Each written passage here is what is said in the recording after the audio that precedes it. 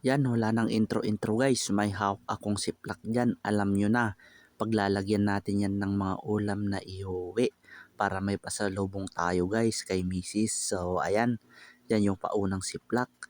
Yan, nakapaglagay tayo ng pulpog. Ayan, lalagyan pa natin yung unang siplak. So ayan, pulpog ang unang putahe. Ayan, sandok-sandok pa tayo ng pulpog. So ayan, tapos na tayong maglagay ng pulpog. So ayan, ilalapag natin. Tapos kuhanin yung pangalawang siplak at bubuksan natin ulit guys. So ayan, ating nang nabuksan at maglalagay na tayo ng minudo guys. So ayan, sandok na tayo ng minudo.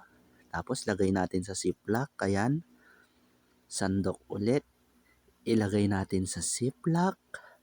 Ayan, tapos pangatlong sandok ng minudo. Lagay sa siplak. So, ayan guys. Pangalawang putahe po yan na ating iuwi. So, ayan. Sinarado na natin ulit yung pangalawa. So, ayan. Lapag natin. Dadakutin ko ulit yung pangatlong siplak na nasa bag. Ayan guys, oh. Ating bubuksan yung pangatlo. So, ayan. Bubuksan natin. So, ayan.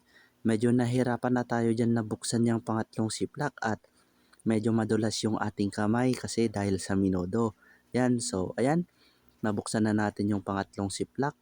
So lalagyan naman natin yan ng panghuling putahe, ang binagoongan. So ayan guys, sandok na ulit tayo ng binagoongan. Ayan, lagay, sandok, lagay sa siplak, sandok ng binagoongan, lagay sa siplak. So ayan, napadami tayo ng sandok sa binagoongan guys. Ayan. So yan yung huling putahe na ating iuwi. Yan. Sinara na po natin. So ayan. Yan yung tatlong ulam. Pulpog, minudo, tsaka binagoongan guys. Kung wala kang diskarte, wala kang maibabalot at maiuwi.